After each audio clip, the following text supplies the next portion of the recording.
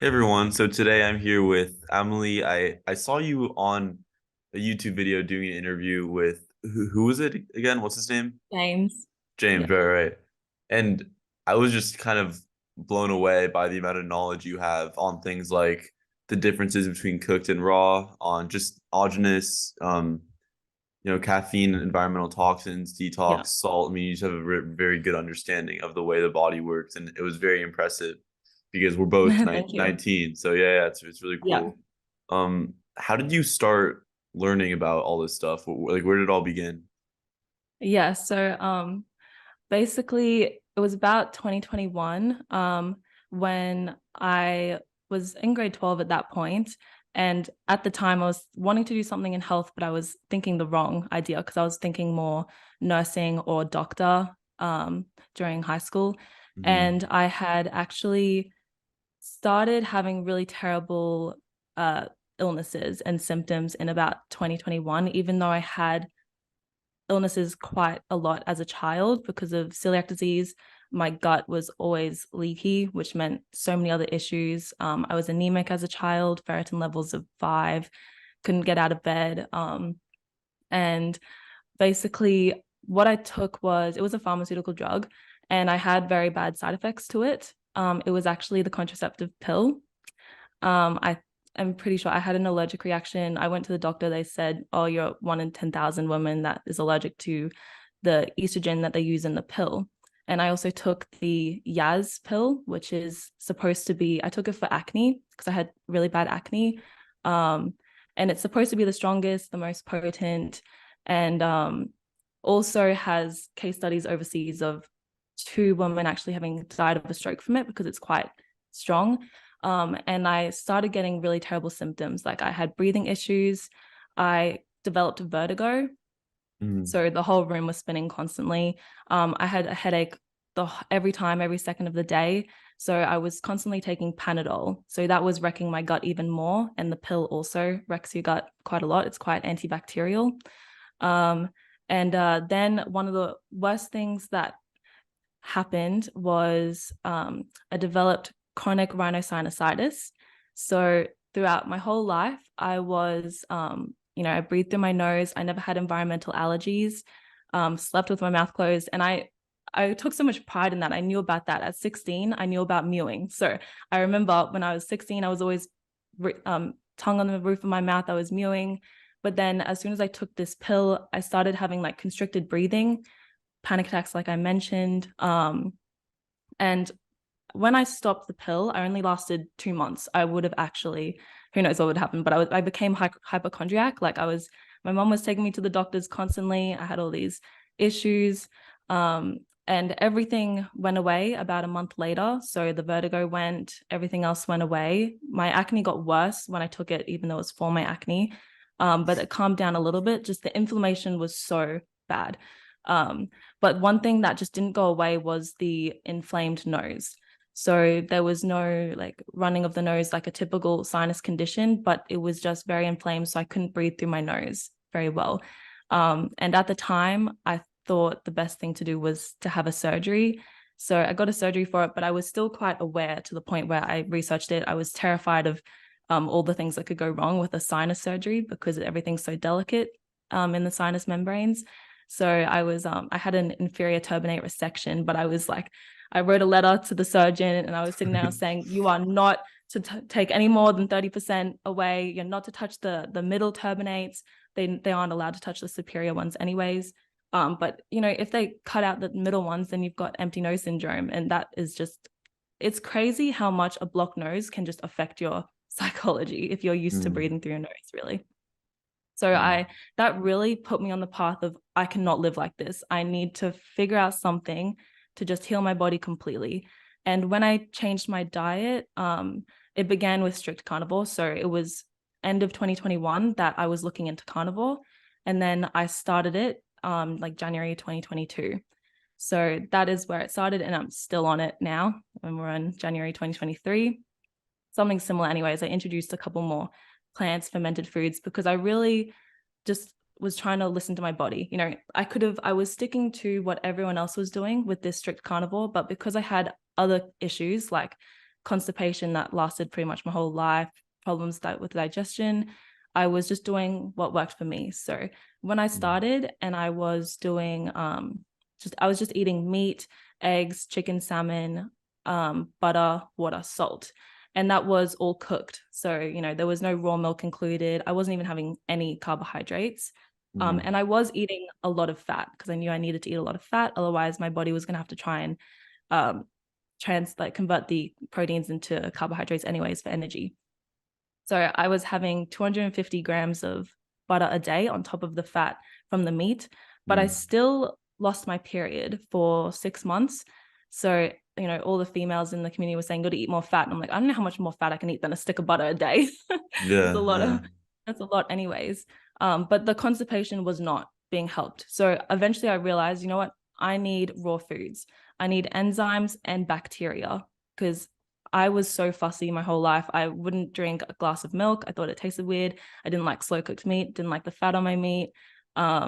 Didn't even like most vegetables. I was very picky. So I was never touching like sauerkraut or plain yogurt, something like that. But So real quick though, yeah. in those 6 months starting carnivore, did you like how did you feel? Because you lost your period, but did you Yeah. feel did Actually low you energy, kind of. really? Okay, yeah, Yeah, yeah, kind of a bit sluggish. And I thought the whole time I was just kind of, getting onto it a bit more. But what I did is I went straight from that strict carnivore into GAPS diet. yeah. Okay, So, and yeah, I even through GAPS, I was very much no plant GAPS. So it's quite like carnivore, but you can, you include sauerkraut, beet kvass. I was making all these different fermented foods, and that helped so much. So it wasn't the fact that it was just the meat and animal products. It was that I needed some bacteria and some yeah, right, fermented right. foods. I felt like for my for my condition. Okay. And then yeah, what were you So gonna ask? so then you add the raw foods, the bacteria, the enzymes, Yeah. and then what happens? Yeah, the milk kefir. So then constipation completely healed. And that was so helpful because then, your body can, get rid of what it doesn't need much easier. It doesn't just reabsorb toxins into your body and then bring them out through your skin. So my acne cleared, constipation cleared, my panic attacks went away that I was having ever since I took the pill.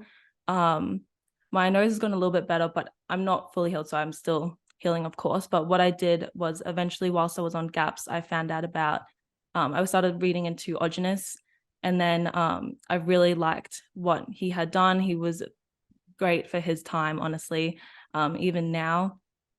And so that's when I started incorporating raw meat into my diet. And so I pretty much have made like my own little thing of just blending everything together that works for me. And I do eat it is quite low.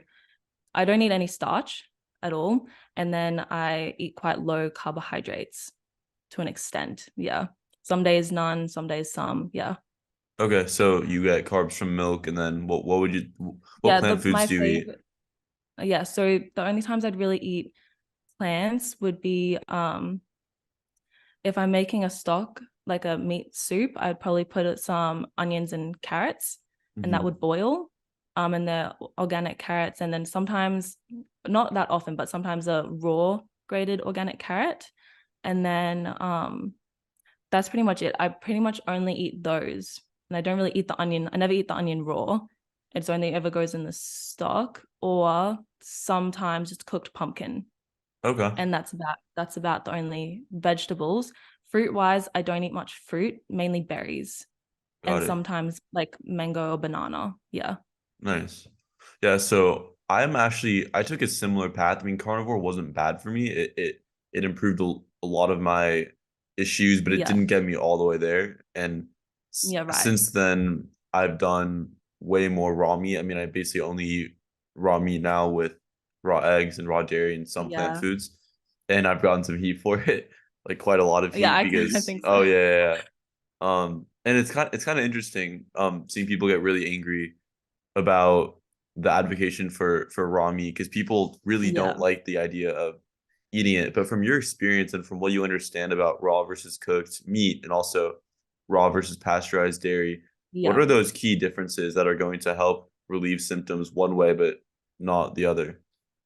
Yeah, so 100% the bacteria that's still present on the raw food is going to help you tremendously, because when you cook a food, cooking meat's different to pasteurizing milk. So when I'm talking about cooking meat, Mm-hmm. um, it does become very hard to digest because it becomes hard like leather. It takes longer to digest.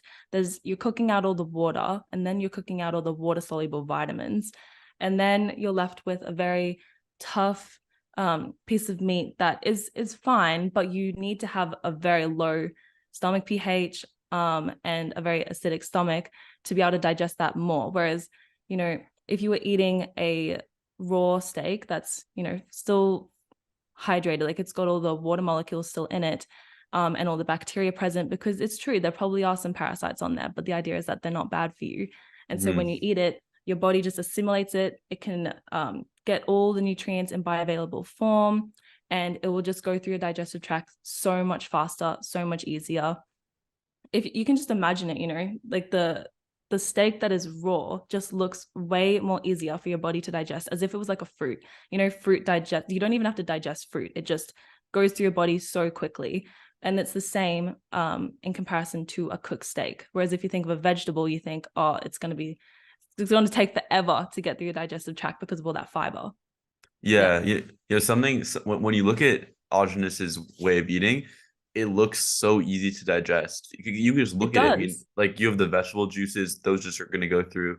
You have the fruit going to go right through, and then the raw And the meat. raw eggs even. Yeah. Oh, the raw eggs are like the most digestible thing that Yeah, exists. It's exactly. like 20, like 30 minutes or something. Yeah, it's just such a Yeah. very, very digestible, easy Yeah. way to eat. There's no real stress from it. Like Yeah. I have like tons of raw meat like right here. It's just the easiest. Right now. It's just the easiest. Yeah, it's just the easiest thing Yeah. because I'll just And I eat mean, it through the day. I get this so often. It's like, you eat what? That's what I get. Yeah, Yeah, people can't believe it. They think, oh, you're crazy. um, and but and yeah. and what do you think about the dairy? Because a lot of people are Yeah, I was gonna gonna say the say, milk.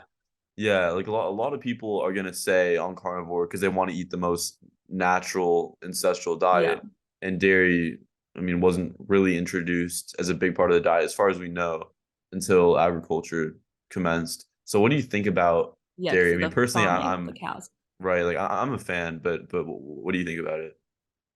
Okay, so I really like dairy when it's raw. Like Yeah, when it's raw, it is an absolute medicine, raw milk. And then especially as you ferment it, it only gets better. All the beneficial properties actually increase as you ferment it. But the pasteurized dairy is it's actually destructive to health. I mean, as soon as you heat it to the point that they heat it, you are changing the molecular structure of the milk. So now your body doesn't recognize it in the same way, because it's supposed to be, the baby's food, and it's got to be recognizable, easy to digest, but it doesn't become like that anymore. And then they also kill off all the enzymes when they heat it to that temperature. And one of those enzymes is lactase. And then you're left with the lactose, the sugar. And uh, is the connection okay? oh yeah.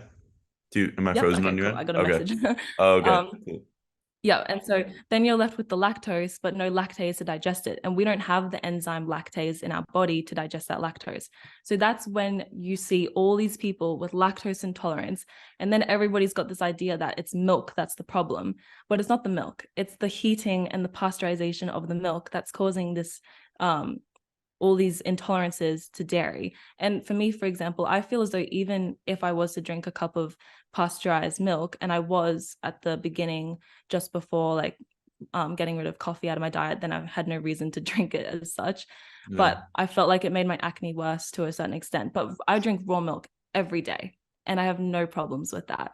So it's definitely, and the homogenization is even worse. That just is inflammatory. Like as soon as you drink homogenized milk, that has been they push it through such pressure that it splits all the molecules to be equal size, so that you don't see the fat separate from the milk. And all that is for cosmetic purposes. So there's no point in doing Hmm. it. For the pasteurization of the milk, that's for the story of like, it's safer, no bacteria, it's all killed. But then the homogenization, there's no need to do that other than for aesthetic purposes. Yeah. What do you think about high meat and other super dense sources of bacteria, because if things like kefir get better as you ferment it longer because of the bacteria buildup.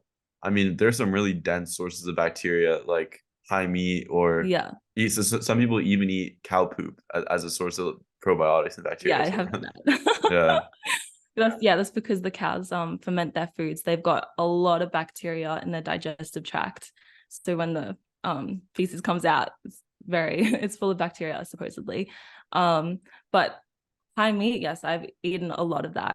And I Really? also at the moment, yes, I have eaten a lot of that, especially some there was one time I put a video on my Instagram. It's like the meat got very moldy. There was a lot of mold in it. It was probably Mm. too much to eat in one go, but I felt fine.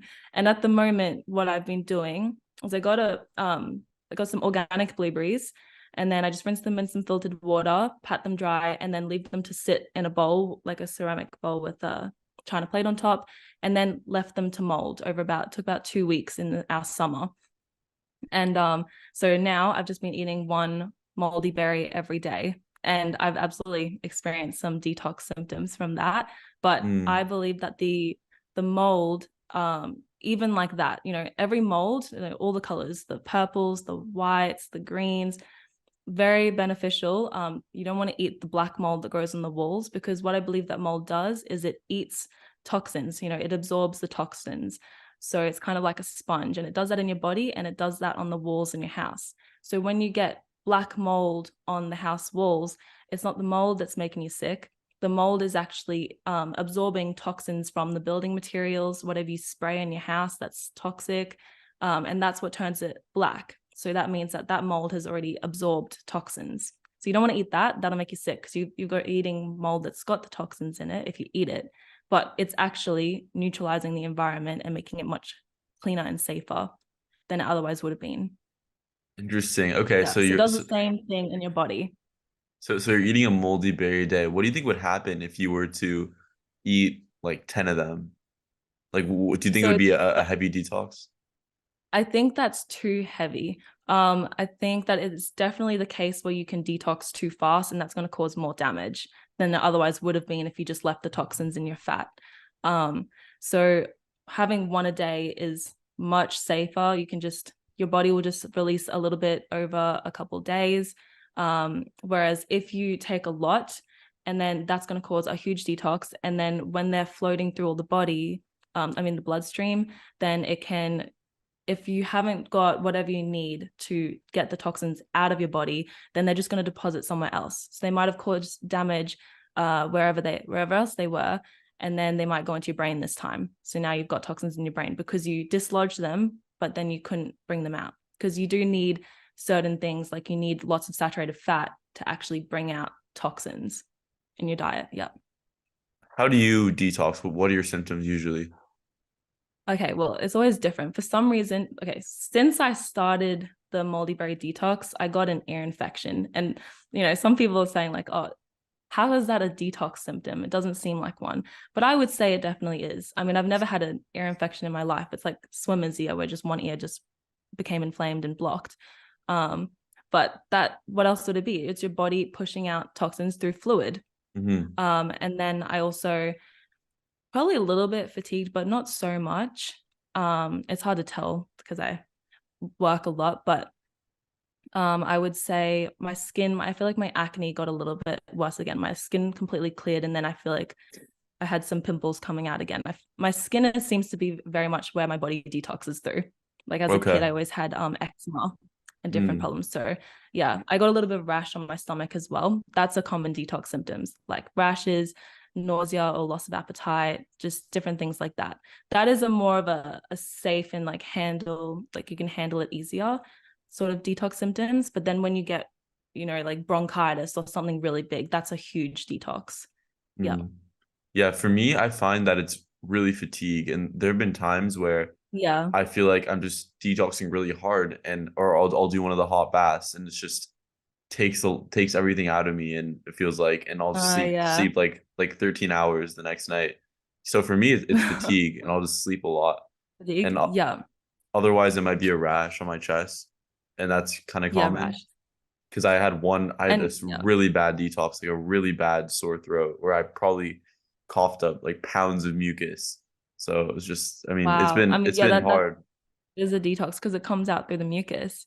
Mm. And even when I was on like the carnivore diet, I got laryngitis where I like completely lost my voice Oh for yeah, like a yeah. week or so. And so yeah, that's just a detox symptom, you know, like I didn't catch an infection, Yeah, but my body yeah. produced the infection itself.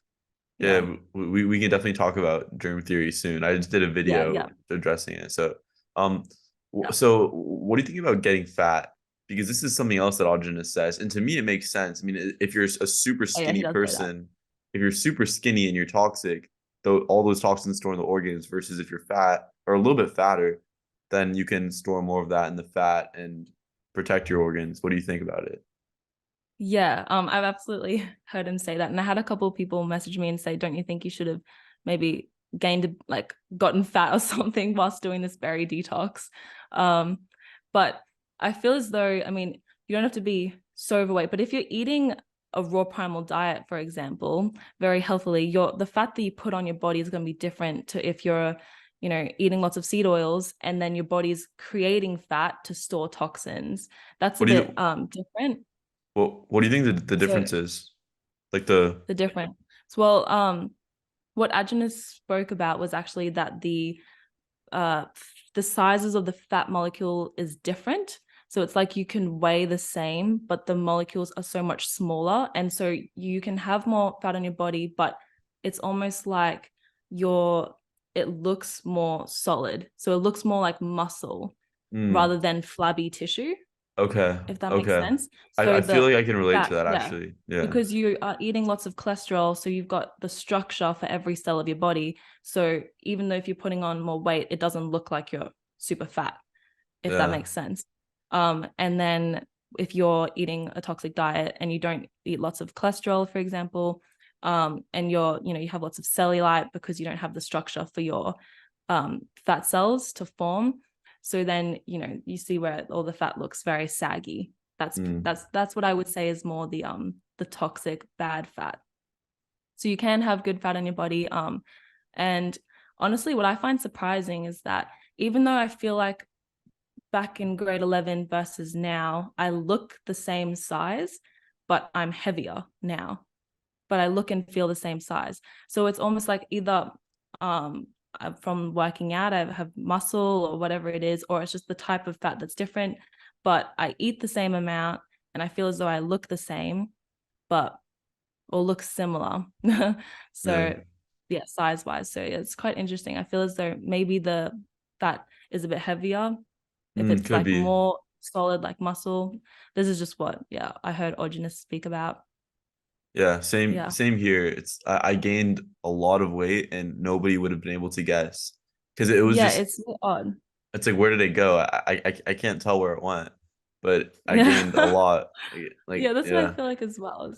I don't know, but it's not a problem anyways because Yeah. I don't feel like I look any bigger or it's concerning. So Yeah. yeah. So we've been talking about detoxing a little bit. What do you think the major sources are of these environmental toxins or just the toxins in general that we have accumulated in our body?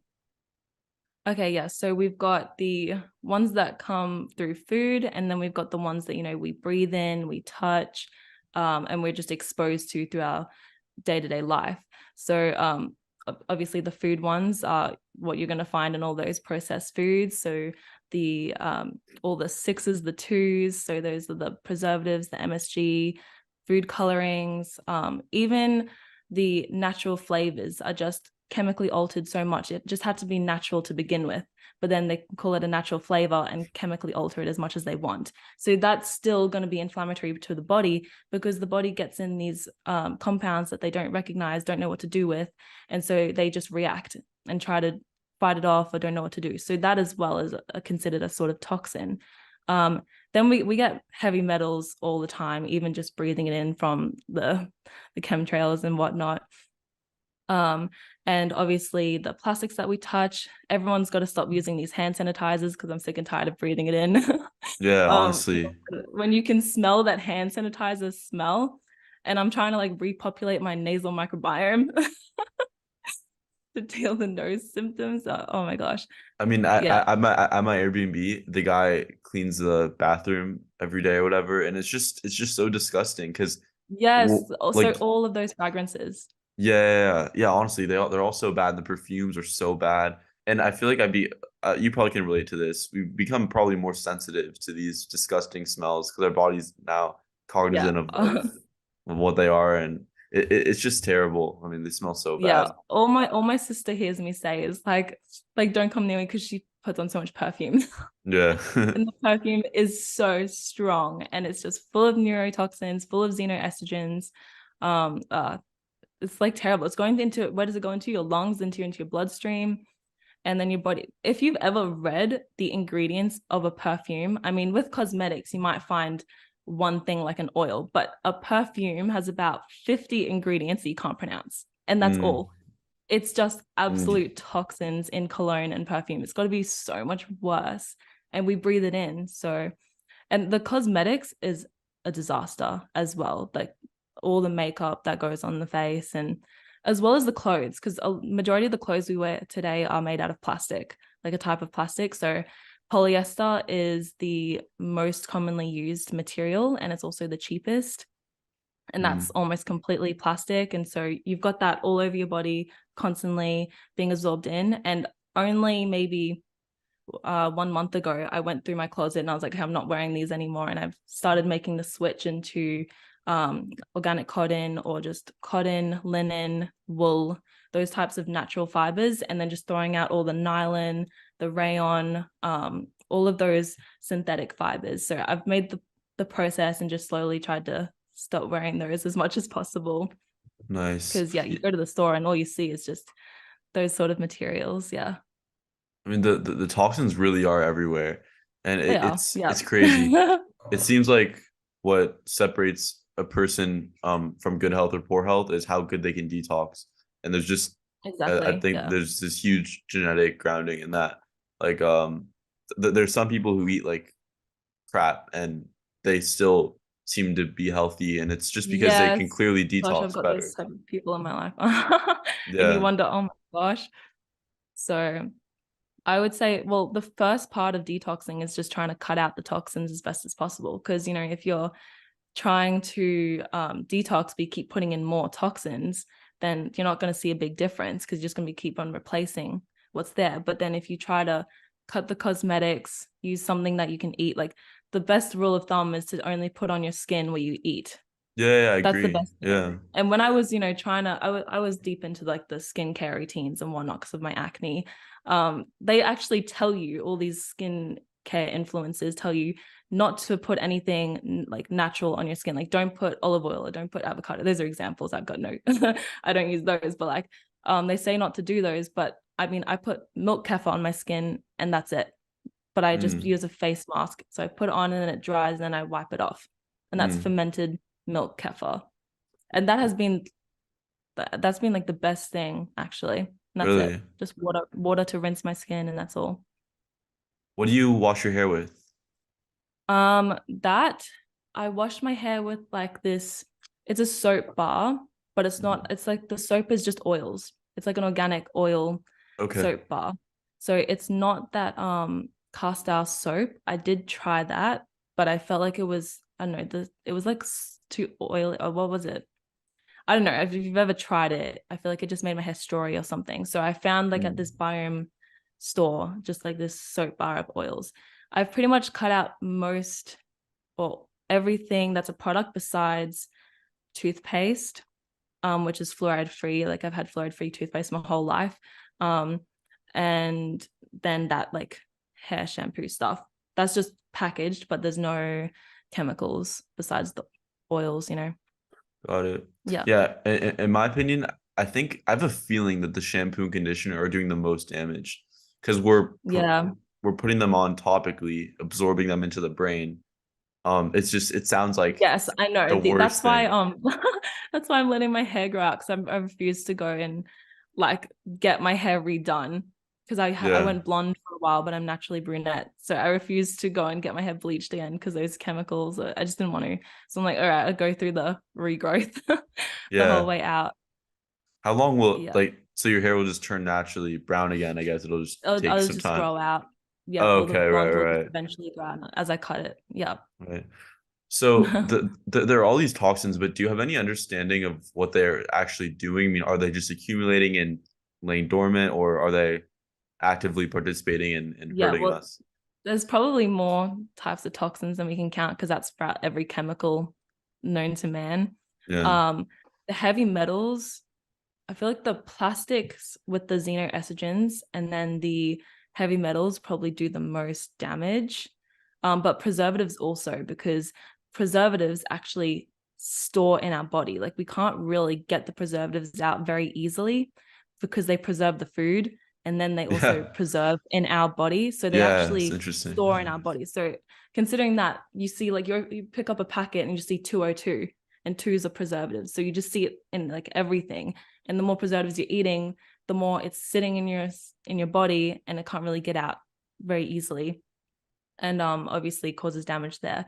And then the heavy metals, those, well, we know that all the toxins will store in either the fat on our skeleton or in the bone marrow in the brain, just wherever there's most fat. And for example, one statistic is mercury, we can only get rid of 3% a year. And if we think about how much, you know, if you're eating lots of cooked seafood, just how much mercury people are getting in compared to how much they're getting rid of, especially people with amalgams on their teeth, that's leaking chemicals, mercury into their body all throughout the day. And you can Yeah, only get rid of a certain amount yeah. safely. Yeah. And this is another important point, I think. The difference in your toxin absorption with raw versus cooked foods. It seems to be that raw Mm, foods sort of aid in the removal of toxins that are already yeah. within the food versus cooked food, just more easy to Yeah, absorb. I've especially heard that with seafood, that, if you eat sashimi or just raw seafood, that the heavy metals, especially the mercury, they say it's organic, and can then exit your body much easier. But then when you Mm, cook it and you cook the seafood, it becomes inorganic mercury. And then apparently it just stays in your body and can't really get out as easily. So I have wow. heard that, and it does make sense that the bacteria and whatnot will be able to assimilate the toxins much easier and bring it out because that's their job Yeah, compared to if eating lots of cooked food.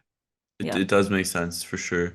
So yeah, when it comes to detox, which is probably the most important thing mm. to get healthy, like there's really no other way to get healthy in this day and age when we've been so Yeah. damaged. It's It's basically a necessity. What are some good ways to do it in your opinion? yeah. Well, so the one I already said was first to cut out the toxins from your life, whatever you can think of. Whether it's the clothes, the products that you're using, what you clean your house with, what you cook your dishes with. I'm sorry, clean your dishes with. Mm. Even when you're cooking and you're using plastic spatulas, like you're automatically getting in all these microplastics into your food. Stop microwaving your food as well. That's just can't stand the microwaves. That's terrible. um Mhm. and also, so yeah, cut them out. And then the next thing would obviously be to change your diet, because after you've that includes cutting out the processed foods, because there's obviously toxins in those processed foods. So not just the products that you're putting onto your body, but also what you're eating. Um, and then once you've done that, then it's about giving your body what it needs. So to heal yourself, and heal means to make whole, like complete. So you need to make your body whole, and your body needs enough of, each nutrient to do its job. So to heal yourself, you have to make it whole. And so then you have to give the body what it needs, the certain nutrients, the right foods, particularly whole foods. That's just one of the best things, not refined foods. Um, and then after that, you can do certain detox protocols. There are metal chelation protocols that you can do. Technically, the moldy berry, that protocol that I'm doing, is a metal chelator, Mhm. because the mold is very much going to bind to the heavy metals in my body and draw them out. And then there's obviously the types of baths that you can do, like the lymphatic bath that you were talking about, where it's a really hot bath. It's so painful. I haven't done that one yet, but Oh my God, it's like you get to the end and there's nothing you want to do more than get out of the bath. It's such Oh a mental gosh. struggle to stay in. Yeah, it's worse than Yeah, it just sounds like it would it's be so 10 uncomfortable. it's like 20 times more painful than a sauna. It's Oh yeah, gosh. Yeah. yeah. I read that about that a long time ago in Odysseus' book, but like I was thinking, oh, I'll do that one day. But there's Epsom salt baths, or there's, raw milk and apple cider vinegar baths that you can do. Um, and those are mainly the main part. I have done MMS. Have you heard of that? No, So MMS is called, it's a mineral miracle solution. That's what they call it, MMS, and it's chlorine dioxide. So what it actually does, one thing that I haven't really figured out yet is if it's a bit antibacterial, but there are people that I heard of that were knowledgeable about the terrain theory, but also talk about MMS as like a good way to detox. So I don't know, but I've tried it 3 times. Basically, you get this solution and then also an acid of some sort. I actually did it like 6 months ago, the last protocol, so I'm a bit blurry on it.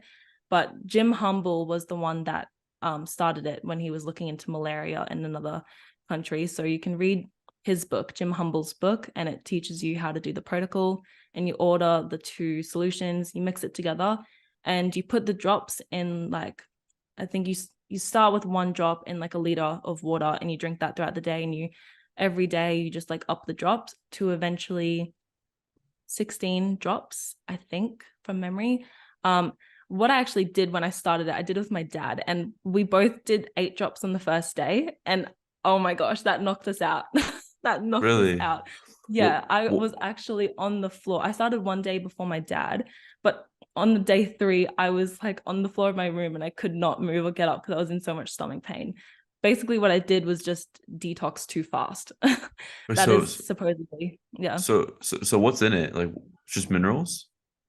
No, chlorine dioxide Oh, it's chlorine is dioxide, you not, said. yeah, not a bleach, but like a bleach. That's why what they do if they go camping is they bring some chlorine dioxide tablets and they put it in water and it purifies the water. And it's supposed to, the story is in the Jim Humble's book is that it kills all the parasites that are deep in the tissues, and he believed that the parasites are what's causing all the disease and illness. And that's why I don't get why um I don't want to name people, but certain people that are in the terrain theory community still talk about MMS as like a good thing. Maybe it actually doesn't kill the parasites. Maybe it helps the parasites in some way in detoxing metals, and he just got it wrong because he was following the germ theory. I'm not too sure, but either way, I did it 3 times, and that's why I haven't done it since, because I'm not too sure, and I feel like um before then I was just on cooked carnivore, but now I'm eating, raw meat. That's detoxing just by eating raw meat. And so I haven't really done it again. But that is one method you can do to detox. There's all the clays, bentonite clay, Mhm. zeolite clay, DMSO I've done. That one I put on my skin. And that is actually something that when you put it on your skin, whatever you put with it absorbs straight into your skin. So you're not supposed to touch like any metal for about 30 minutes before applying DMSO, Mm, because if the particles are still remaining on your skin, when you put the DMSO on your skin, it's going to draw everything straight in. But people use that with like a magnesium balm or something, and they put the DMSO in the magnesium balm and everything gets absorbed straight into your bloodstream. mm. So that's what they use it for. Yeah.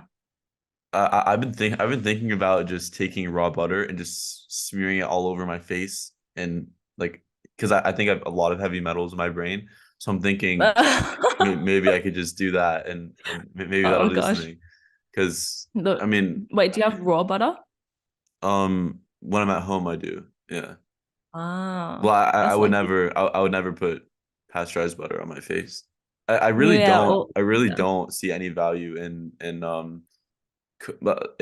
pasteurized dairy or really cooked fat. I mean, I just There's not, yeah. yeah, and The only problem is, yeah. I think So Ogenus is right that it causes cellulite, the cooked fat, and that it's really not going to be yeah. beneficial or nearly as therapeutic. Yeah, it's not as good. So I do like when I'm like eating the raw steak that I'm getting some raw fat. But yeah, in Australia, so the raw milk is illegal in every state. The only state where you can legally buy it is Queensland, and I'm in Queensland. Oh, And you nice. and they can only sell it for not for human consumption, but only for cosmetic use. So one of the most popular ones is called Cleopatra's bath milk, because she like bathing raw Yeah. milk. And so what that company sells is just bottled raw milk or cream, but it's very hard to find the cream, and they whip it a lot to because they call it body cream. So then it's quite close to butter, but you only get a certain amount. So for the most part, I haven't found any raw butter. So yeah, I just buy grass-fed dairy butter, and then yeah, it's just pasteurized, unfortunately. But at least it's not too different to eating cooked fat. Cooked But fat, yeah, right, if right. if I Yeah. could find or get my hands on some raw butter, that would be so good. But even the Cleopatra body cream, I find that like once every 2 months or something. It's really Okay. hard to find. Yeah. And how much does it cost? Like how much does the milk cost? So for 2 liters, it's $7.50. Yeah, convert that. Yeah. Is that that's half a gallon, pretty sure. Half a gallon. Okay. Yep. And then 750. Oh, okay. um That's actually really good. Or like yeah, it's not too it's way expensive. better than US. Yeah. Or than LA. It's better than LA. Oh, We right. Yeah. we pay we pay like 50% more than that. Really? Yeah, yeah, about 50% more than that. Yeah. Oh wow. But then you guys Uh, buy those like we see them over here and we're thinking that is huge. We couldn't even fit that in our fridge. Those like 1 gallon, yeah, four yeah, liters. the gallon, the raw farm. Yeah. Yeah. And then the cream comes in 300 milliliters, and that's also $7.50. So they charge the same amount for the cream as the milk. Oh, so that's just a great deal. It's a good deal to get the cream then. Sounds like. Yeah, it is. Yeah.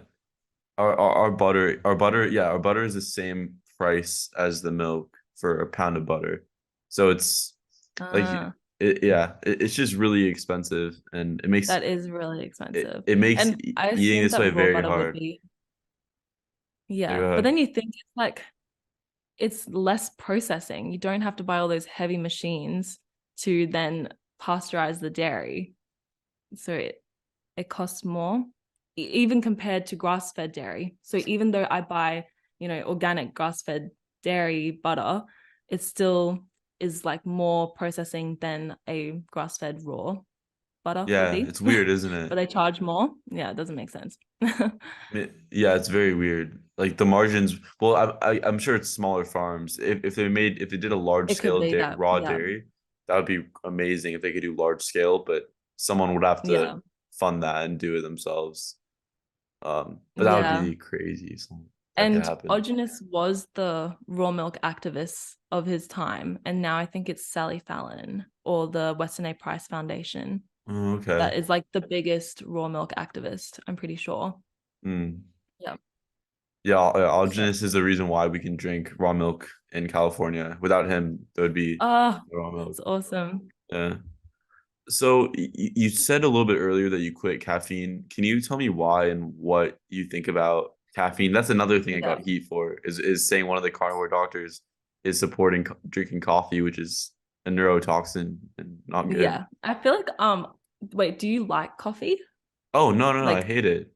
so you know, like, as in, like, if it was discarding whether it's good or bad for you, like, did you ever drink coffee and enjoy it? No.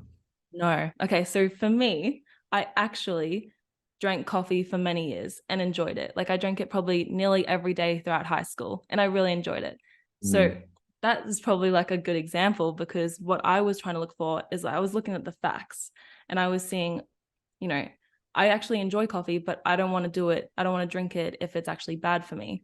So I researched it and I came to my own conclusion that it's actually not good for your health in the slightest. Mm. um, and so I actually had to stop myself. Like, even though when I was stopping it, I had headaches every day and I was craving it. And then even just like when I was working, I worked in an office and all I hear is like, Emily, do you want a cuppa? Like for a cup of coffee?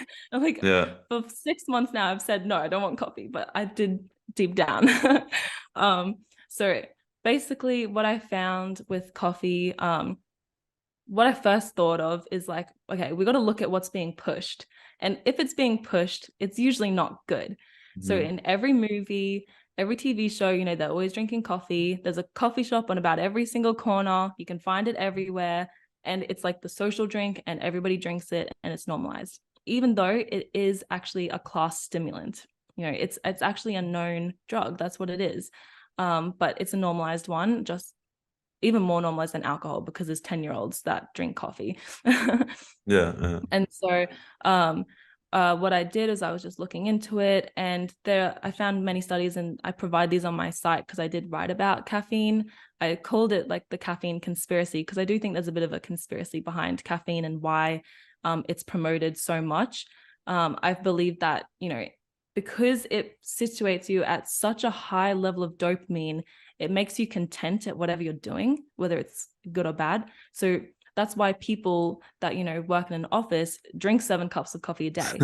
And it's legal because they are happy drinking their coffee, sitting at like ridiculous, unnatural levels of dopamine, doing a mindless job that Yeah. no one would want to do. And that's why one thing that I find really funny, I found this saying, if the military, oh no, if war is hell, then caffeine is the military salvation. And so Mm. that basically says that like they used coffee to get through hell because it puts you at such, like, makes you feel good no matter what you're doing. And the government actually supplied them with 36 pounds of caffeine every year. And it was in every MRE, which is meal ready to eat, military pack. So they had coffee whenever they needed. And it definitely made it, whatever they were doing, much easier. And some of the studies that I looked into is that, you know, caffeine is linked to infertility in women, increased miscarriages in women. Also, one study showed that caffeine increases inflammation by 54%, even in healthy people. And that's inflammation. That's at the root of every disease. So how is that a good thing if caffeine is inflammatory? Yeah. You can find like both sides of the story on Google. You know, you can see caffeine makes you live longer, or drinking 4 cups of coffee a day shortens your lifespan. That's a study that I found. So you can find both of them, but which one's right? And also, then we've got the coffee plant, if we want to talk about that. So the coffee plant, which is Coffea arabica, that is a natural insecticide.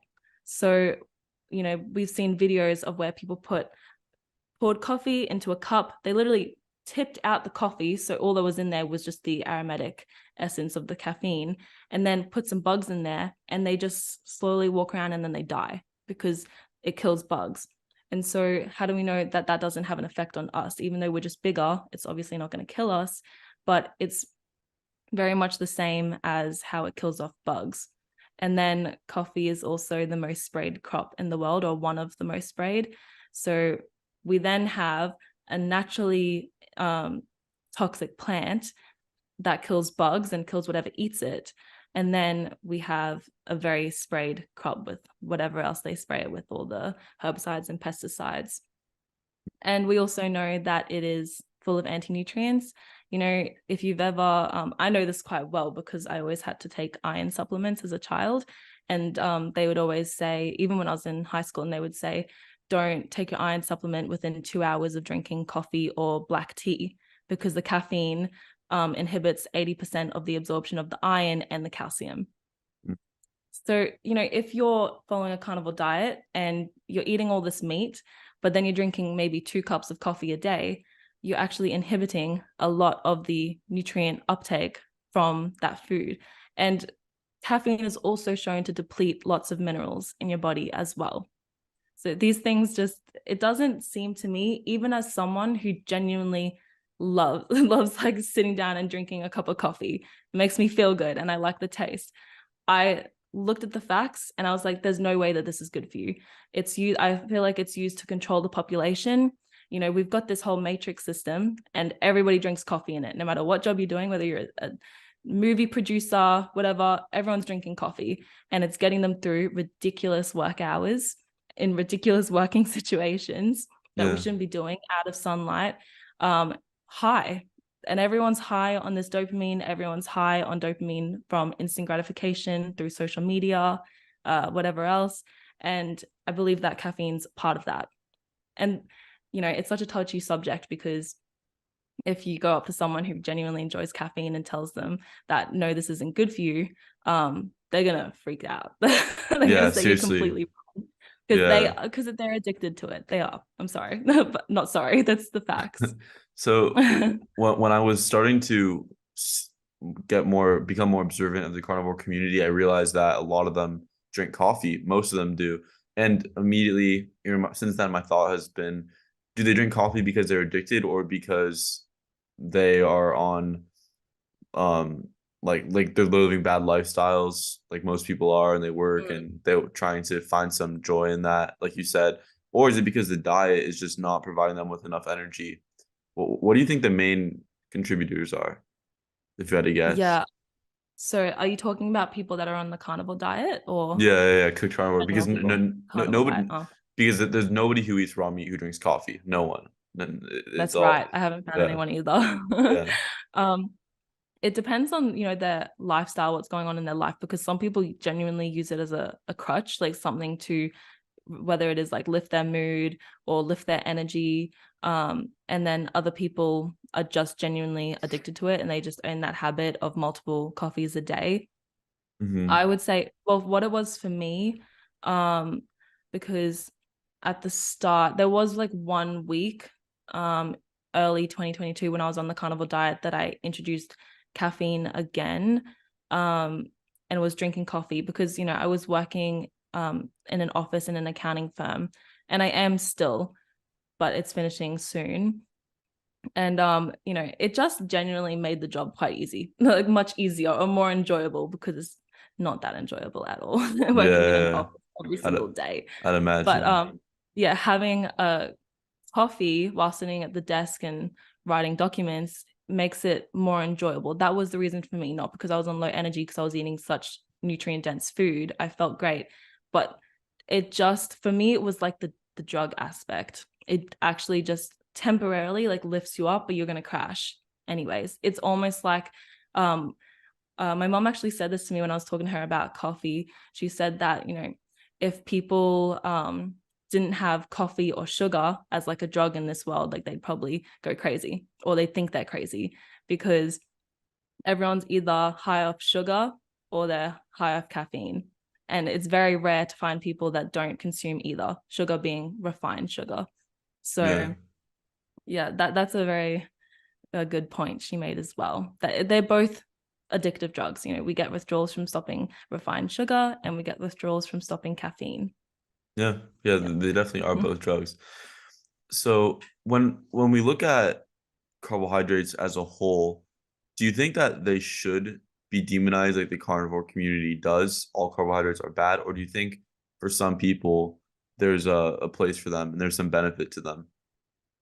Yeah. So when I was in ketosis, because I wasn't consuming honey or dairy, um, I would say, I don't know whether it was the lack of carbohydrates that made me lose my period, or losing too much weight too quick. Even though I was eating, we started tracking my caloric intake, which was about 3,000 calories a day because of how much fat I was eating, but I Yeah, still lost my period. So it was either one of them. And somehow, no matter what it was, it came back when I was on the GAPS diet, which included a little bit of vegetables and the dairy. But I didn't have unfermented dairy until the end, about like September 2022.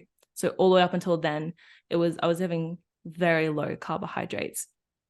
But I would say, um, first of all, the lactose in raw milk digests very differently to other carbohydrates. It doesn't spike your blood sugar as much, so it's much more tolerable. That sort of, it's very different to, eating fruit, for example. So that's very low carbohydrate. Then if we look at vegetables that aren't starches, the starches, you eat a starch like a potato, the whole thing turns into glucose in your body. So that's going to spike your blood sugar very quickly. Fruit, because it's half glucose, half fructose. Fructose only gets metabolized by the liver, so that functions differently. And then the glucose will spike your blood sugar, but not as much because it's a sucrose. It's more balanced than if you were to have refined sugar, for example. But I would say that the inclusion of carbohydrates is beneficial, but to a certain extent. I do think that being in a state of ketosis is very anti-inflammatory, but I don't know how it goes long term. If you like for a very long time, I've Yeah. heard people say that it's not sustainable long term to be in a constant state of ketosis. But I don't think that it's completely how they say that we need glucose and our brain runs off glucose. I mean, our brain is literally 70% saturated fat and cholesterol. So I feel as though it will be okay just off saturated fat and the ketones.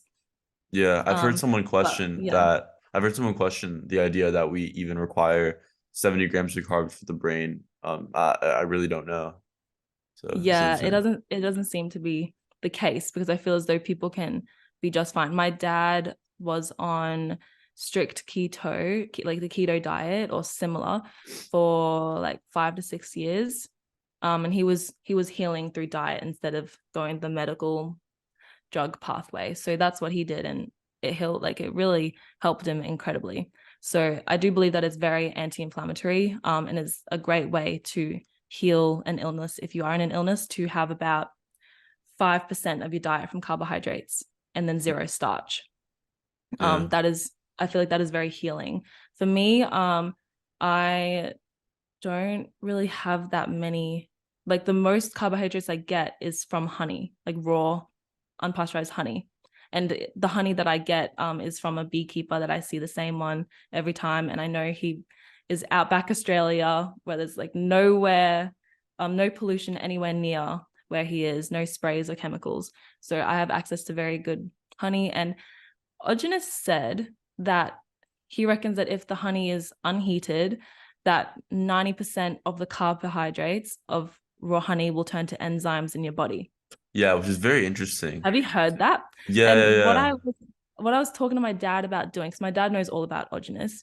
Um, what I was talking about him about doing is doing some sort of test of eating a spoon, like a tablespoon of pasteurized honey, and testing my blood glucose levels, maybe however many times, 4 or 5 times, and then doing on like the next day in the same controlled circumstances raw honey and seeing how that goes. So we've been planning to do that before I go on my trip. So that would be really interesting, and that's genuinely just to test his theory, what Ogenes said, because I really want to know. But I yeah, don't yeah, know how yeah. that would work. I don't know how it would work that the carbohydrates would just turn to enzymes in the body, but that would be really cool. Yeah, it would be. He's and when you said 5% of the diet should be or could be carbs, I think that's exactly the number he goes by as well. It's 5%. Yeah. So yeah, it would be nice if 90% of the carbs are in enzymes. Like if that's true, that'd be Yeah, that great would because be so good. because honey is so good. So, Yeah, that'd be that would nice. be really good. But that is where I get most of my carbohydrates, then dairy, and then I really consume very little vegetables, very little. Um, Today I've only had animal products, and yesterday, like it's very rarely that I do have vegetables, but if I do, then I get a bit of carbohydrates from them. Um, but the carbohydrates in there are very different to starch. I feel like one of the most healing things from the GAPS diet is just cutting out starch. It's like no matter how you eat now, whether you don't even eat carnivore, just cutting out starch will just completely improve your health. It's so all starch is very gluey in the gut. It turns to like a glue, that rice, potato, all of those. And we don't really get anything from them. I feel as though rice would be the most acceptable starch out of them all, like white rice, Mm. if you were to eat some. Yeah. I think some starches might be safe if you eat them with a lot of raw fat. And I think they may have the Yeah. potential to bind to toxins, but generally I don't eat starches anymore. I used to. But for Interesting. Yeah.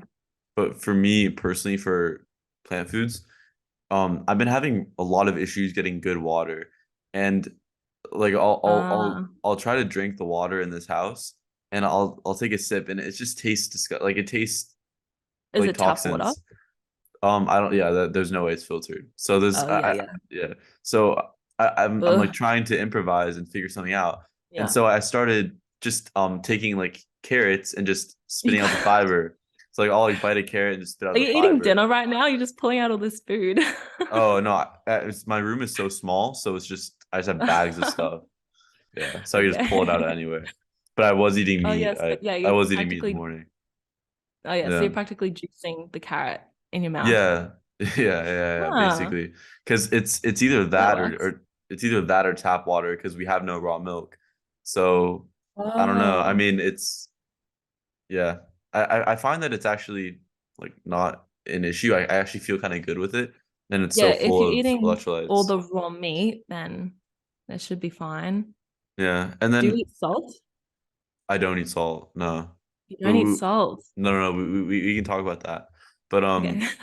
yeah. Really quick though about carbs. I think it may be different for men and women because it seems like a lot of women get the hormonal problems when they don't include Yeah, carbs. that Maybe like yeah. on cooked carnivore, it's common, but maybe it would be repaired by raw meat. Maybe the bacteria or the enzymes or something would help. But it's common on Mm. carnivore to for girls to lose their periods. Yeah, even yeah, a lot of the girls that I was listening to when I first started, they had a similar problem, but they were saying that they weren't eating enough fats. They just had more fat and then it came back quite quickly. So, but I That's was eating that. I always was their eating a lot of solution. fat from the beginning because Yeah, yeah. they always just So say more fat as the only answer, I and know. it's I was like, not like I that. It's not well, that simple. and then I feel as though it was when I started introducing carbohydrates again that it actually my period came back because it wasn't coming back on carnivore at the rate I Mm. was going. So yeah.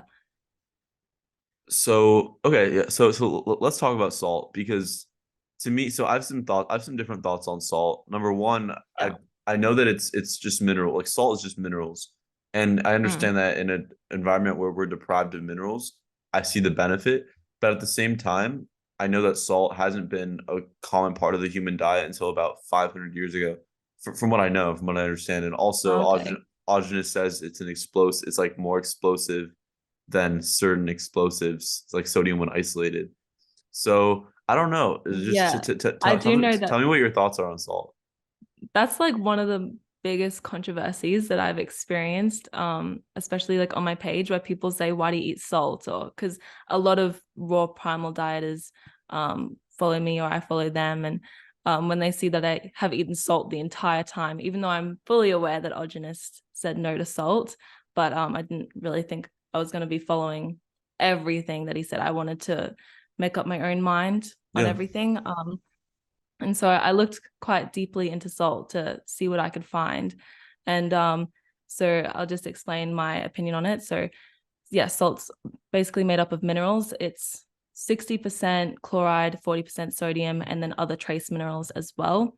And this is unrefined salt. And when I say salt, I'm talking about sodium and chloride. Otherwise, I'll talk about them individually. But essentially, our body's interior ocean is made with salt water. So that is why if you faint or as soon as you get picked up by an ambulance, they give you a saline IV, and that is to actually treat dehydration. Because I've heard a lot of people say that salt dehydrates the body. I know it absorbs water, but it actually regulates the fluids of your body. So that is how if you drink water with salt in it, you will then be hydrated by that water. But if you drink water that doesn't have salt in it, or it's not bound to any minerals in any other like milk, vegetables, then that water will dehydrate you. I And used to yeah, when I used to play soccer like very competitively, I would take water bottles and put tons of salt in there. And at halftime or through the game, I would drink it and I would feel yeah, very good with the extra salt because obviously you're sweating lots of salt and yes, exactly. my sweat tasted salty and I felt like there was a boost there. But I don't know, it's just it's a tough one for me still. Yeah, well, yeah, so I'll explain my opinion still. And so Sure. we do have to keep replenishing everything that we lose because we salt is something that we continuously use and excrete because it's in all the fluids of the body. So we excrete it through the urine, the sweat, the tears, saliva, blood as well. And so one reason that I think fluoride is specifically mainly so important is in the case of digestion. I mean, both sodium and chloride, but we need sodium chloride for stomach acid.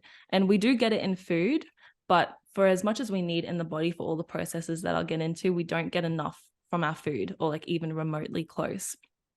So basically, hydrochloric acid, which is the stomach acid in our, like the gastric juice, is made of hydrochloric acid, potassium chloride, and sodium chloride.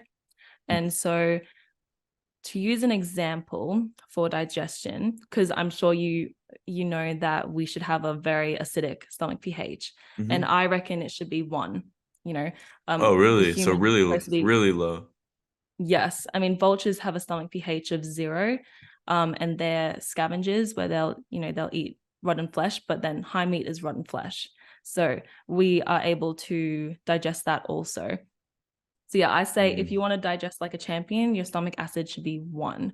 And for the average male who produces 3 liters of gastric juice every day, to have a stomach acid at a pH of 1 needs 17 grams of salt per day. Because like I said, we don't make our own sodium and chloride. We have to get it through diet. And so then that is what's used to make our stomach acid, to make the hydrochloric acid in our stomach. And most people's stomach pH today is about 4 to 6, and a stomach pH of 4 is 1,000 times weaker and more diluted than a stomach pH of 1. So if you have poor, like not enough stomach acid or a very alkaline stomach pH, then you're going to have an array of digestive issues, which go so much further than just your typical bloating, gas, acid reflux. There's also constipation, and loose stools is also a sign that you don't have enough stomach acid and you're not digesting your food efficiently. Also, if you feel like food sits heavy in your stomach after you've just eaten, that's also a sign that your stomach pH is way too alkaline or way too diluted. And some ways that I believe that we are diluting our stomach acid and it's becoming too alkaline is obviously the low salt diets, because we have had that come in. Like they've said, we need to have low salt. We need to stop eating so much salt. Only, about a century ago or so. And also eating too many plant foods, not enough animal products, and drinking too much water, just plain water that is just going to flush through your system. You're going to pee more, which means you'll pee out your minerals more. And then all those digestive problems are linked to even greater issues. So if you have poor digestion from too alkaline of a stomach pH, you'll end up with SIBO or hair loss, or there's insomnia, adrenal fatigue.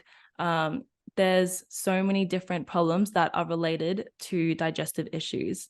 And we also, digestion is where we are able to get the nutrients from our food. So it all starts with digestion. You could be eating such a nutrient dense diet, but if you have poor digestion or not, the very acidic stomach that just breaks down the food very easily and is able to extract all the nutrients, then what's the point? Because you're going to be not getting as much nutrients from your food because your body can't digest it as well. And you'll have all these issues that come from that. So it's very important for digestion. That is one of the main purposes of eating so much salt. It was also used for preservation. So in the past, before they had fridges, they would have eaten so much salt, because to preserve the food, they had to pack it in salt or put salt all over the food. And so just from eating that, it's not like the salt just disappeared when they went to eat the food. They'd eat the food and it still had all the salt in it. That's like when you eat cured meats. It had a lot of salt. It was sitting in salt. So they would have been eating that a lot. And another reason, there's accounts of in World War II, the soldiers in the military were rationed 16 grams of salt per day. So they were actually eating 16 grams of salt per day. And that's similar to how I said that you need 17 grams of salt per day if you're an adult male to produce 3 liters of gastric juice at a pH of 1. So I wonder why that was. And, they needed the military and the soldiers to be fit and healthy because they were going to war. It's not like they were trying to poison them like we're talking about just now with everything else. Mm. So some other reasons that I believe that sodium and chloride are vital to the human diet is that, without salt, chemical reactions in the body that supports enzyme function, energy production, protein transportation, and many other biochemical functions of the body, it can't happen without salt. We need both sodium and chloride to fire nerve cells. So that means that everything that we experience through our nervous system requires salt. So that means using our senses, muscles moving, breathing, pumping the heart. We all require salt for all those processes to happen. Mm. And sodium is one of the most regulated minerals in our body because we have about 8 grams of sodium in our blood at all times of the day, and it has to remain at that exact amount. So the thing is that people go on these low sodium diets, they go get a blood test and they say my sodium levels are fine. But because your body needs to have 8 grams of sodium in your blood always, what it's going to do is pull sodium specifically from your bones to then have it in your blood to keep it at the same levels. So whilst you're looking at the amount of sodium in your bloodstream, you don't know the sodium content that's in your bones. And that's where it usually gets pulled from first. So who would have known that you need sodium for strong bones and Yeah. not mineral deficiencies in the bones? Yeah, it's a lot of Um, interesting information. Maybe I'll try. I might try to get a salt and see what happens.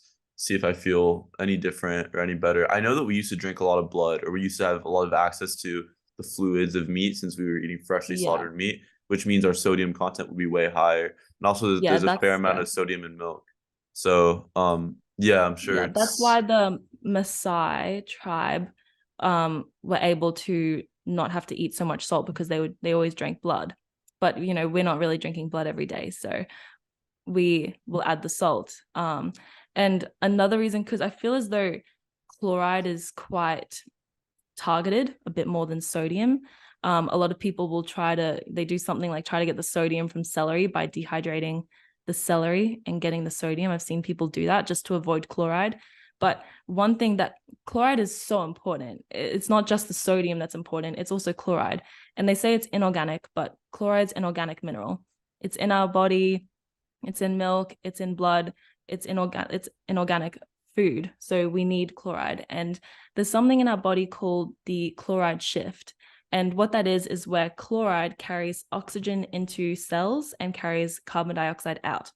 So actually, one of the symptoms if you have low chloride is difficulty breathing, and also things like weakness, fatigue, dizziness, and headaches.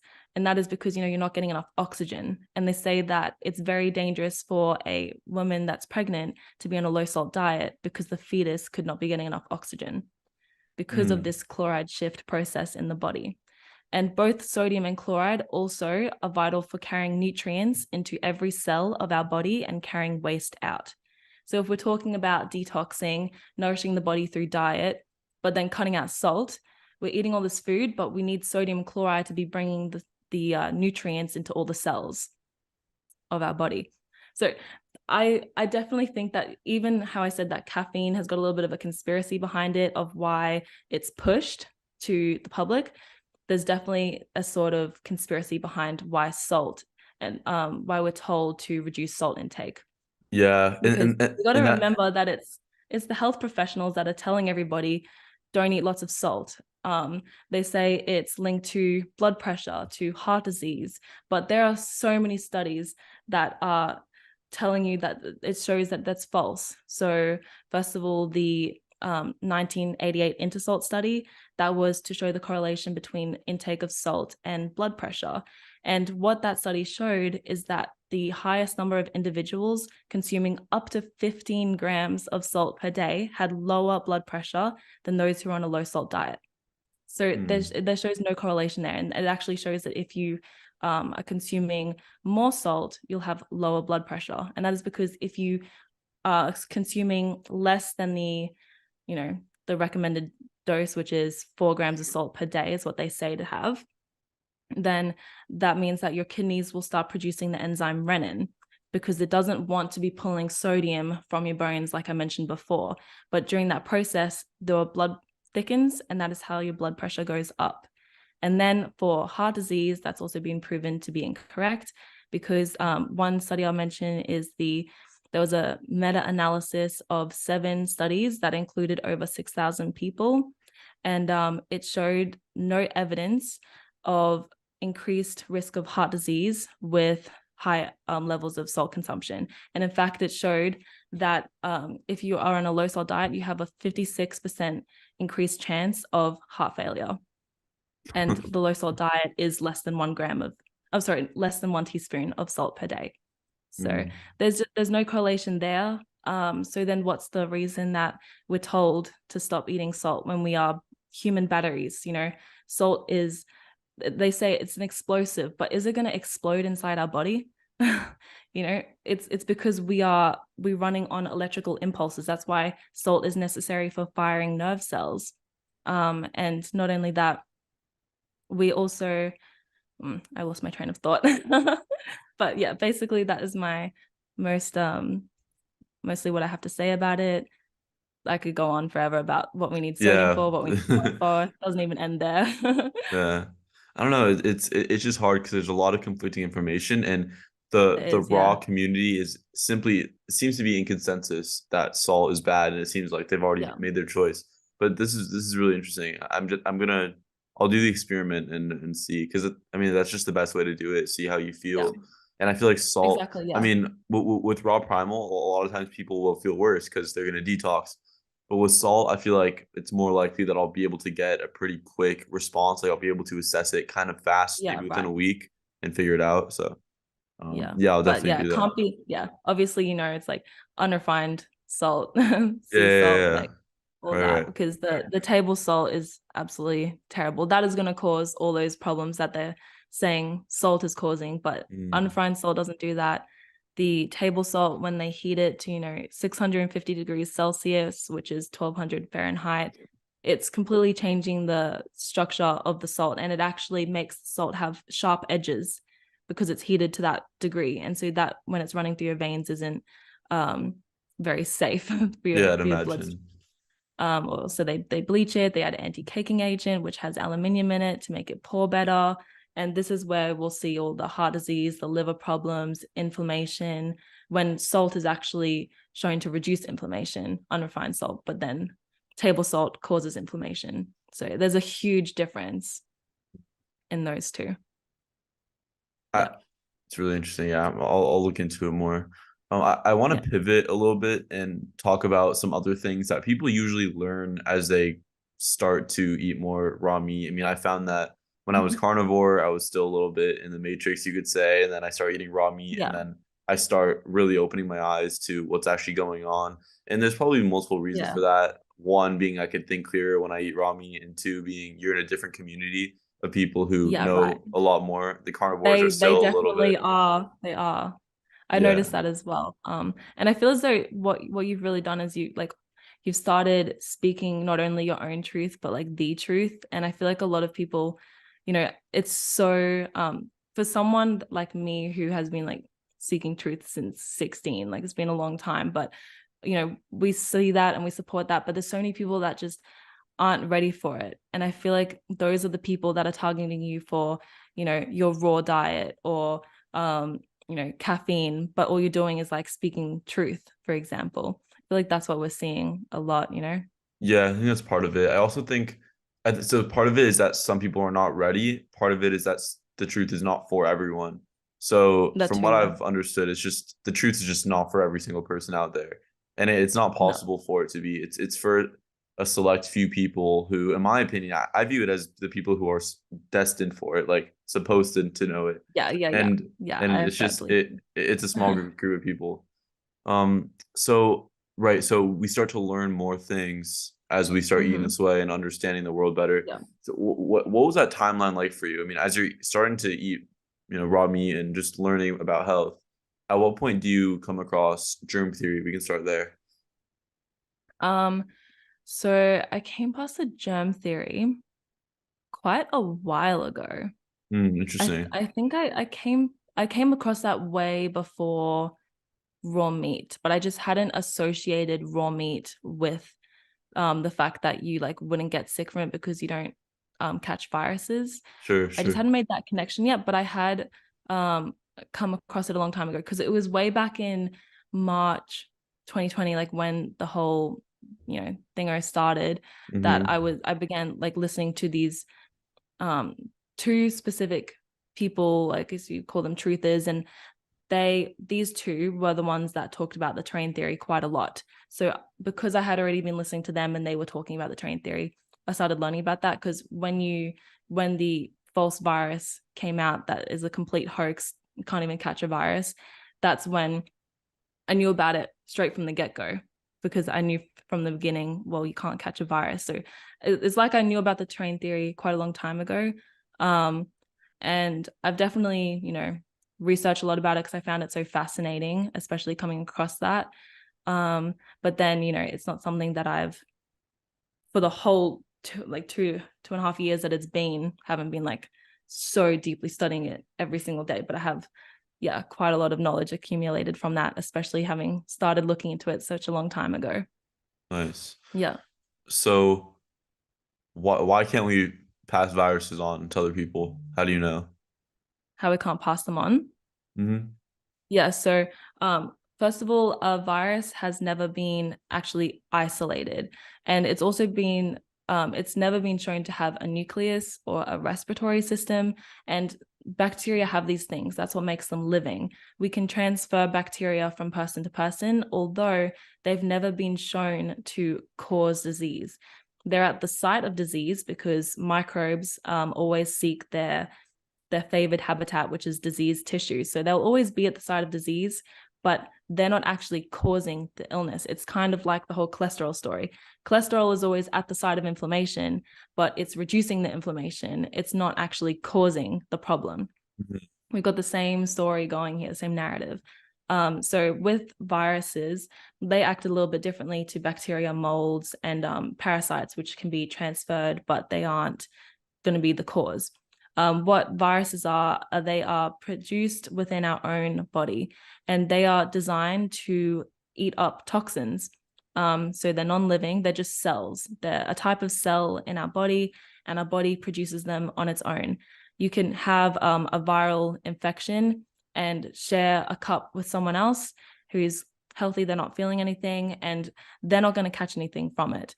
And a lot of people have asked me, oh, there was one instance the other day was their son had conjunctivitis in both eyes, and the next day the mother had conjunctivitis in one eye. And I explained to her and I was like, yes, this has probably happened to a lot of us where I was younger and I had chickenpox the next day, my sister had chickenpox, and I was thinking, we're always next to each other. Like, you shouldn't have been so close to me. That's why we got it. But my sister and I, we lived very closely. Like, we did the same things. We went to the same school. We ate the same food in the same environment, went to the same sports. So we were living such similar lifestyles. We were wearing the same type of clothes. Our clothes would be washing in the same washing liquid. Sure. And so because we're exposed to the same toxins, we happen to detox at the same time and in the same way. That's just what happens. But my mom, who was very close to us that whole time, didn't catch it. My dad, that was very close to us while we had chickenpox, didn't catch it. And I know chickenpox is considered like a child's disease, but even I had conjunctivitis when I was younger. My mom was very close to me. She was like fixing my eyes and didn't catch it. And the whole germ theory situation says that that's the immune system. If you have a strong immune system, it's going to fight off those microbes and you won't catch anything. Mm-hmm. But what I actually think the immune system is a repair and regeneration system. So immune, you're thinking like a shield, immunity, fighting off something, but we don't have that. We don't have these microbes that are attacking us constantly, because that whole germ theory situation is like oh no, you got sick with tonsillitis. It definitely wasn't the McDonald's that you eat every afternoon. It's the microbe. It's whatever microbe that you got in your, like, a bacterial infection. And so they're just going to say that, and they say, have some antibiotics. Let's kill those microbes. But it was the McDonald's that caused it because of all the toxins. Then your body's detoxing through the symptoms. Symptoms are always a sign of your body detoxing. And what they're doing with the antibiotics is killing the microbes that are doing the detoxing to get the McDonald's residue out. So they're just trying to inhibit the symptoms. And antibiotics stops inflammation, and inflammation is a sign of healing. So that we've got like some sort of war going on here. And it was about the whole war between the germ theory and the terrain theory started in the late 19th century. So it was Claude Bernard who first initiated the terrain theory, and then it was later built upon by Antoine Béchamp. And then on the opposing force was Louis Pasteur, who started the germ theory based off like zero evidence as well. Yeah. They had all this evidence to show that the terrain is like a toxic terrain is the cause of disease, and microbes are there to mitigate the toxins, detox the body, and heal. And then what I believe is, from what I've read, is that Louis Pasteur was, a Freemason. So he obviously had something on his side. That doesn't matter whether it's same similar story to Ansel Keys and the cholesterol 6-country stupid thing that had no evidence. I wonder if Ansel Keys was a Mason too. He might have Yes, been. there's such stuff. A lot, basically all of them are Masons. So Yeah, yeah, well, but yeah, they're like undercover, that they're yeah, the like actors, everyone thinks that. I mean, everyone praises Louis Pasteur. They're like, he was a revolutionist in the whole medical Western medicine, with all these. He was also the father of vaccines. So we got vaccines from Louis Pasteur. That's mm. where they came from. And also the pasteurization of milk. We're talking about trying to find raw dairy products here because of this because of this Freemason. And then this whole, we've had Yeah, this forever. It's not something that you catch. I mean, I was standing in the break room on Friday. It was someone's birthday, and the staff members were saying, "Oh, I can't believe we ever used to blow on candles. Now I think it's so disgusting." And then they were telling a story about how at like one party they put some candles on the cake, someone blew on it, and then the next day they all got like COVID. And I'm mm. thinking, oh my gosh, people used to actually spit in jars for fermentation like centuries ago, and it Yeah. doesn't It's matter who was eating that fermented food. The enzymes of the digestive enzymes in the saliva was helping the fermentation, like, and now no one wants to blow out candles. It's yeah, mm. the whole germ theory and terrain theory definitely needs to be cleared up, but who knows when that will happen. Yeah. It's I don't think it will. Oh, and he is Yeah. he is a Freemason, by the way, Ansel Keys. There we go. Yeah, yeah. But okay, They so all are. yeah, they all are. Yeah. Why do you think they pushed germ theory so hard? I mean, what was their incentive to do so? Well, what they use the germ theory for is And everything to do with and pharmaceutical be medicine. and yeah, be very careful with like because The you words. yeah, yeah, Yeah, I'm trying to be. yeah, no, it's fine so far. Yeah. Okay. But yeah, they're definitely trying to push these pharmaceutical medicines with the germ theory, obviously the vaccines, and then the antibiotics they use very much, because if you have any sort of situation and you go to a doctor, what are they going to give you? Antibiotics. I mean, my ear infection, what did I do?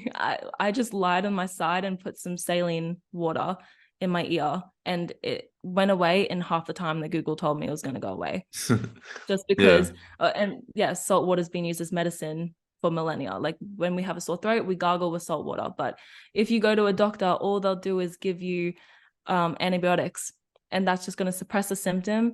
And if it doesn't come back in the same way, it'll come back even worse somewhere else. And Mm. if everyone knows that you don't catch a virus, then they, first of all, this whole narrative is just a complete joke, as it is to people that know you can't catch a virus. But then they can't, what's everyone getting them for? Polio and all these things that they could think they can catch, like sexually transmitted diseases, all those things, when that's not actually the case. And how are they going to be pushing these toxic juices into people if they don't have that excuse? So Sure. yeah, Yeah, that's one way. yeah, I agree with you. It's definitely for the pharmaceutical purpose. It's also to instill Just to have sick fear. people. Yeah, that as Yeah, well. Yeah. sure. But also, yeah, the paranoia aspects, like making us all Hmm. super worried about each other and Yeah, not and wanting to keep a distance and wear masks like slaves. I mean, it's it's just totally dividing everyone and it just does. separating It us does. and keeping us like it was so easy for them to get everyone to stay in their houses for a year. It I was so know. easy and it's yeah, Literally nothing. yeah. uh, It was a prank. it, yeah. Well, it was a bit deeper than a prank, but Yeah, a prank to them, I guess, not so yeah, much yeah. to um so moving up forward in your life, what do you envision for your future? Do you want to continue going down this health journey or change or Yeah, yeah, absolutely. I mean, as I said, I always thought I'd be in some sort of health related career. Um, and at this stage, so as I said, I worked in an office the whole of 2022, and that finishes end of February. And what I'm doing after that is I'm in the process of getting a van, decking it out, and then decking it out to live in whilst traveling Australia. And I'll start my studying. So I'll be doing studies in relation to, iridology, which I'm starting, and then also the, naturopathy, whatever's related. I'm doing like herbalism, lots of things related to that sort of natural medicine route. I'm also very interested into a subject that I feel like I'm uncovering something from thousands of years ago. It's very unheard of, but it's related to medicine. And that is medical astrology, actually. So I'll be just combining lots of different things which I'll study whilst being on the road. At this point, since I've been starting my cottage remedies brand, I've been fitting that in whilst working a lot, because like for the last 2 days I've worked 8 a.m. till about 9 p.m. So wow. I know I work a lot for this whole year whilst writing articles, like developing my cottage remedies. But because I'm stopping that to go traveling, that's when I'm really starting, with Are videos you and different things. are you just trying to save money to do all this? um Yeah, it was for that mainly. That wasn't really an issue, but I just happened to have a full-time job. But then also I'd been at a manager position for 5 years, and I just Oh wow, okay. enjoyed it. I genuinely enjoyed it. So I didn't really want to give that up either. And I, write the roster so I could choose when I wanted to work. So I was just doing that, but then yeah, also saving aspect too. Hmm. But yeah, so sleeping, I've got the health, like the diet down track, but I need to get the sleeping patterns right. So yeah, that's what I'll be doing. The medical astrology is interesting in a Yeah, what is sense that, that? yeah, so in the past, we now call it medical astrology, but back in the day, about a couple thousand years ago, it was called iatromathematics. And what it is using astrology to diagnose and treat certain illnesses that is individual to each person. And I know astrology freaks people out because they think of it as a pseudoscience. They think it's just bonkers. I always had no interest in astrology, actually, but I actually don't follow the same astrology as majority of the world. I believe that majority of the world are following the incorrect astrology that was given to them by the elites, or whatever you want to call them, to steer people in the wrong direction. So that is tropical astrology. That is following constellations that were in their positions in 0 AD. So that's 2023 years ago. But since then, the constellations have moved 24.5 degrees. And so now they are, when we look at the sky, they're completely different, but everyone seems to be following tropical astrology. So when they do all these forecasts or whatever, which is not the type of astrology that I'm going for, it's wrong, basically. So what I'm following is sidereal astrology, which is where if you look at the sky right now, that's where all the stars are. And that's the true astrology. That is also the astrology that these controllers are following to a T, because they are using these energies to their advantage. So they're using this current skies astrology, which is what I'm following. Because if you look at the sky, or if you use these programs that look at the current stars in the sky, that is where everything is. Whereas people are using that, they're just completely on the wrong direction. And how I relate astrology to medicine is based off, I mean, it has always been part of medicine. We always refer to Hippocrates as the father of medicine. We use the Hippocratic Oath in medicine. But what people dismiss is that apparently, I don't know so much about how accurate these historical figures really are, but apparently he said that a physician without knowledge of astrology has no right to call himself a physician, and that all of his students had to have knowledge of astrology to practice medicine. Then Paracelsus, who was actually the father of toxicology and is what we base a lot of the pharmaceutical drugs off, by using poison to treat disease, was basically Paracelsus's thing. I've actually read his book, and it seems quite fit, but basically he also had knowledge of astrology. So also Plato, he talks about the stars constantly through his philosophical writings. So we know that the ancients in the past, absolutely, who I believe were much more advanced than we are. I feel like, we have just degenerated as time has gone on. So and they, yeah. So like I'm still kind of confused at the purpose. Like, are you basing it off of? Are you using the current arrangement of stars Okay, yeah. to extrapolate things? Yeah, like explain what it's used for. That just shows the dates, because in astrology you pull up a chart. So I'll use natal charts as an example. So I also think of them as codes, not necessarily a good thing. I think of it as a matrix code. It's literally how we are trapped, how our avatar is set to function. I don't know how much free will we really have. I feel like when they say know thyself, all the ancients say know thyself, part of it is like the more knowledge you have of yourself and the code that you have been programmed with when you incarnated into this realm is the more you have control over it. Because when you look at a natal chart and you look at the sidereal one in comparison to the tropical, which this is why I looked at my tropical chart, I thought, okay, astrology must be completely bonkers, because this does not seem anything like me. So I disregarded it for ages. Are you saying like your birthday, like that thing, right? Yeah, your birthday, Okay. where you were Okay. born, and the time. Sure. And then I looked at my sidereal chart a couple years later, and I was thinking, wow, this is so much more accurate. And I was researching into it, and the people, very few people that talk about it. It can be known as Vedic astrology as well, and they just talk about, people are just following the incorrect astrology, and this one is accurate to you. So if you're using medical astrology but you're basing it off tropical astrology, you're going to be getting the wrong illnesses for each person.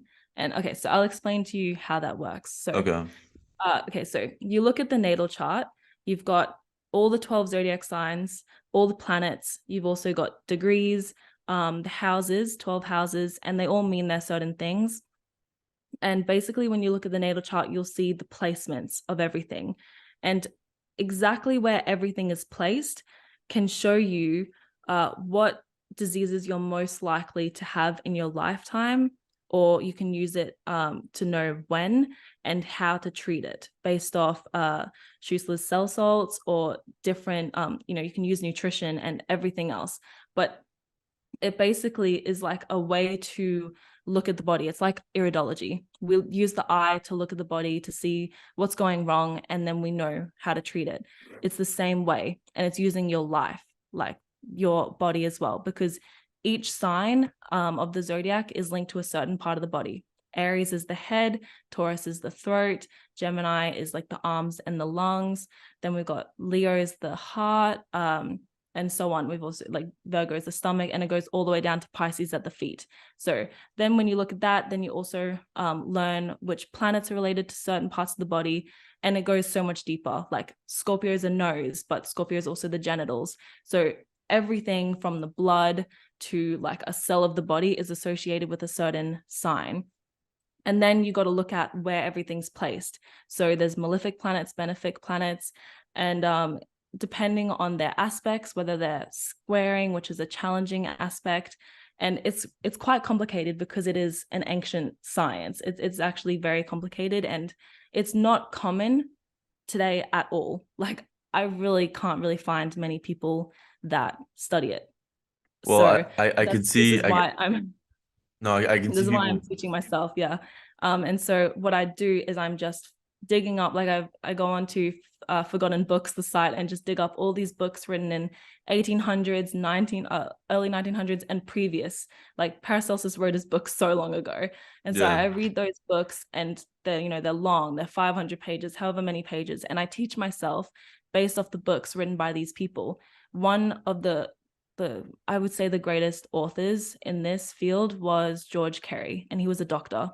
So MD Dr. George Carey, and he wrote about this. And actually how I got into medical astrology was through I was trying to decode the Bible actually, and it was George Carey that was writing about that. And then he also wrote in his books about the 12 cell salts of the body, which we can't live without, and they're each related to a 12 zodiac sign. And so I found out about that through him talking about the allegories of the Bible, because I don't see it as necessarily historical events, but I see it as a full of allegories, fables, um, parables of, astrotheology. So the 12 disciples, 12 cranial nerves in our brain, and also the 12 zodiac signs. So you've got like the Bible talking about the human body and the astrology. And I feel like that's what it really talks about. So astrology was prevalent through everywhere throughout ancient history. Certain buildings were built under specific constellations. And there was this documentary on Netflix, but it talked about the sun rising always through the door of a certain building, or like the Sirius star was always being seen through the door. So all these ancient buildings were built in a line with the constellations and the sky and the stars. So yeah, that's what I just opened my mind to it, and then I realized maybe I was wrong about astrology, or at least I was definitely right about a certain side to astrology that's been very modernized. But yeah, I'm using it. I'll just incorporate that, or at least I'm interested in it at the moment. Yeah. So can you give me an example of a situation where you would be using this? Like, would it be someone who comes to you and then what kind of parameters are you going to base the diagnosis on? Like, is it only their birth or what else? Well, it would only really just be to like help me out. It wouldn't really be like, okay, this is your diagnosis, go take this script or something. It Yeah. wouldn't be that official. It's kind of like how you look at someone's eyes with iridology, and then you get an idea, and so a bit more how to help them, or that you know this sign is afflicted by this sign, and so they're more likely to have respiratory issues, so then you Okay. want to focus on that. So it just indicates what's going on in your body, and what's working well, what has more likely to have issues. And there's also like I said, the 12 cell salts. There is a little bit of, it's quite interesting. This is what I'm trialing at the moment, is taking my cell salts based off my natal chart. It says in the Bible that we're all born in sin, but what people have taken this quite literally, but I don't think the Bible is literal. That's what I'm saying. Sin in Hebrew actually means to fall short of or to miss the mark. And so we're born in sin because we're only in the womb for 9 months out of 12 months. And so basically, with each zodiac sign and each month of the year, you get a specific cell salt from your mother. So Aries is potassium sulfate, I believe, or caliphos, and or potassium phosphate, sorry. And then each, basically when you're born at the 9 months, the next 2 zodiac signs, you miss out on that cell salt. So we are born deficient in certain cell salts, and you need these to be at like optimal health. That's part of like healing, means to be whole, but you need all 12 cell salts in balance. And that is mostly part of like the sorry, philosophies. I completely lost that one. Philosophy. Yeah, those, Yeah, oh yeah, my god. yeah. Um of, yeah, like especially Hippocrates as well, was Okay. that we needed to have a body and balance of everything that we need, and that being like the cell salts as well. So why do you think this works? Like, do you think it's because somehow the time at which you're conceived is going to have an effect, or do you think it's the way the world is, like, something about the current state of the world at a certain time of the Yeah. year? Yeah, so I'm a bit of like a philosophical truth seeker. So I definitely look at the esoteric side of life, reincarnation, soul trap, all those sort of things, what the moon really is. Um, so that is why I have a little bit more of a interest in this topic, whereas some people who maybe live more physically and are kind of more worried about what's going on and what they can see right in front of them, wouldn't be as interested in it. But I definitely do think that we are a bit under the influence of the stars, where Okay. they're going, the transiting of the planets each day, what planet is in what sign. I believe that these definitely have energy influences over us, because I do believe that there's way more to this world than meets the eye. 100%. Um, you know, I'm someone who would be like, why don't we remember anything before we were born? Why don't we know why we're here? Why don't we know what happens after we die? Like these sort of things that I question very much. Like I question reality. And so in that, I also think that I don't know how nice this place is as a realm in general. I do think that we're kind of in quite a low a low dimension, I suppose. However you want to say that. And when you relate that to astrology, basically we're in the Piscean age. A lot of people say that we're in the Aquarian age, but I believe that we're actually still in the Piscean age, but we're transitioning into the Aquarian age.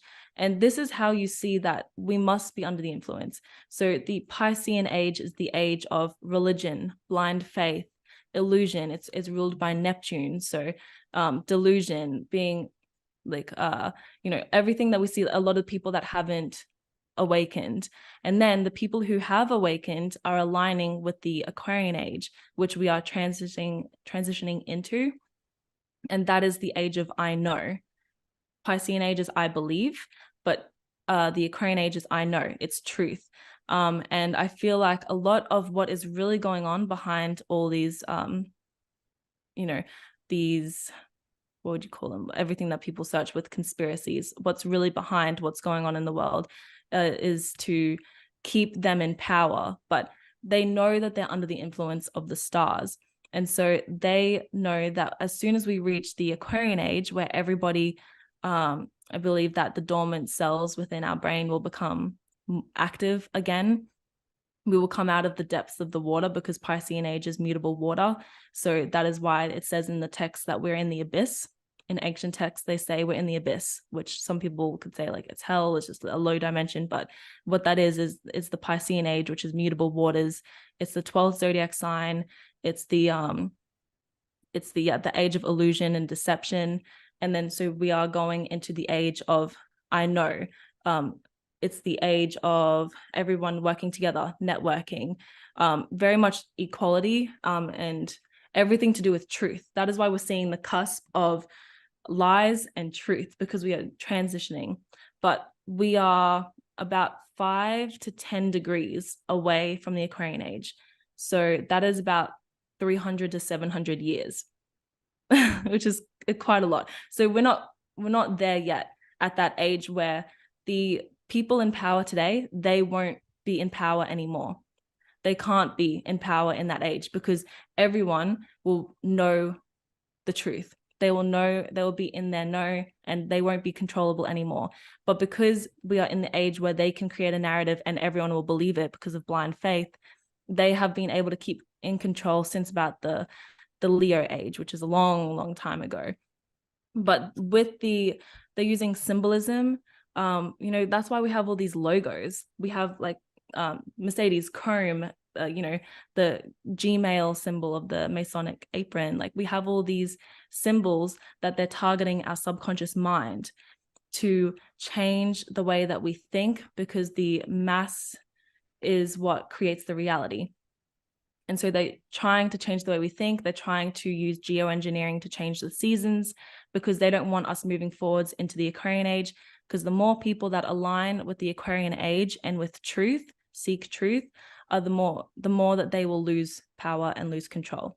So it is inevitable as long as they aren't able to keep us back in the previous ages. Like the Aries age is the one that's before the Piscean age, and that is where we see all those texts of like the Egyptian sun gods, because the Aries god is worshipping the sun.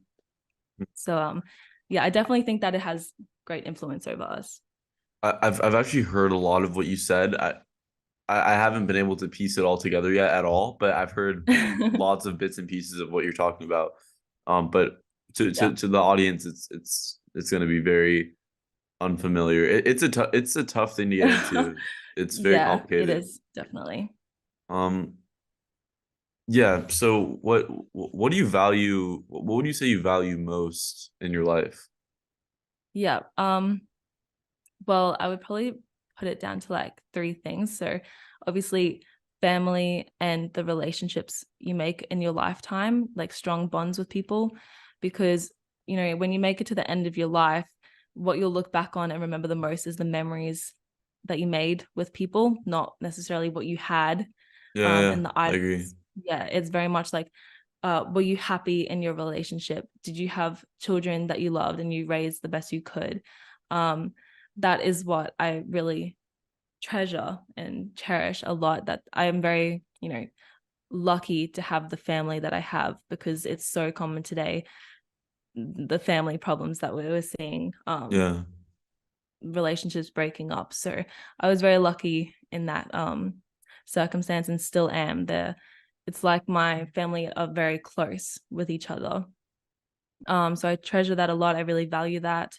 And then also health, of course, because we experience through our body everything we experience. If you think about it, like everything you see, everything you hear is all using our body.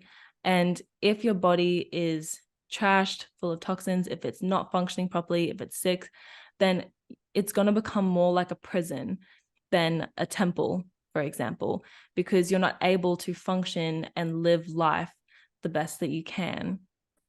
So I definitely think that having optimal health is so important in a human experience. yeah, And then I would also say, of course, um, attaining knowledge, as yeah. much knowledge as I can. I have a hungry mind. I will never stop learning. So, yeah. I would totally agree with all those. I think I'm trying to think if there's anything that's missing. That's Of what really, we value. yeah, no, that's really it. I mean, the There's fam, obviously other things, but those but would probably be the the yeah, those are the top ones. primary three. And if you have those three, you're fine. If you have Yeah, relationships exactly. and you have health and you have knowledge, you will be okay. I Yeah. mean, it sounds simple, but finding getting those things are really difficult, or at Yeah. least today they are, when in an Hmm. unnatural world. Yeah, of Um, course. yeah. All right, Emily. Well, I think this has been good. Is there anything else you feel like you want to talk about? Any other topics, or you think we covered it? No, I'm pretty sure. Yeah, I'm pretty sure we Okay, covered them. great. Well, where can people find you? Yeah, so I've got my website, which is just cottageremedies.com. And at this present moment, you'll just find articles there. And I record it so you don't have to read everything. You can just listen to it. But as I said, when I finish my job and I am on the road traveling, then I'll be starting videos and a lot more than what's just up there currently with the little time I have. So you'll find that all through my website. Yeah. Are you And thinking when I about? finish studying, yeah, the services will be on there as well. Okay. Are you thinking about doing a YouTube as well? It's a really good way to reach an audience. Yeah. I really think you should. I think you'd be able to get a good presence on YouTube. Yeah, I definitely considered it and I probably will end up doing it. I think just at the moment, since I haven't had time, I've probably delayed it, but I feel like it's probably a good idea. Yeah, yeah. I mean, you're gonna have to be careful about what to say because they really don't like this stuff. But I mean, there's definitely an audience for it. So Yeah, yeah, well, it's definitely about, speaking truth or getting the knowledge of nutrition and health out there. yeah, Yeah, especially even us, how we're going down the route of like raw meat. It's still not that popular. Should make a bit more common. yeah. Hopefully, I mean, I kind of think maybe I should have because I could have rode the carnivore wave a little bit longer, maybe for another few months or maybe even a year, and Where's the just carnival got way? yeah, honestly, because it is a wave. People are just exploding channels from it. So I could have maybe Yeah. gotten bigger and Yeah. then pulled the raw meat on them and gotten them all mad. Maybe I did a little bit early, but I don't know. I think I've a lot of people have I started do eating think raw meat. people So, just have an aversion to it. I just think they don't want to admit. I think that's what it is. but it's totally from programming, and that's what they don't understand. And Yeah, this is what I've been trying to explain to them. It's like their disgust for raw meat is not a natural instinct. It's a yeah, product of programming. Because if it wasn't, then the Maasai and the Inuit wouldn't be eating raw animal foods if it was exactly. like Yeah. And the a Weston A. natural. Price Foundation, yeah, when Dr. Weston Price went around and showed that all these people had much better facial structures, clean teeth because he was a dentist, and they were all eating very natural diets. A lot of them Yeah, had raw meat. yeah, Yeah. yeah, for sure. Well, it's been great talking to you, and maybe we could do it again at some point. Yeah, thanks for having me. It was very good.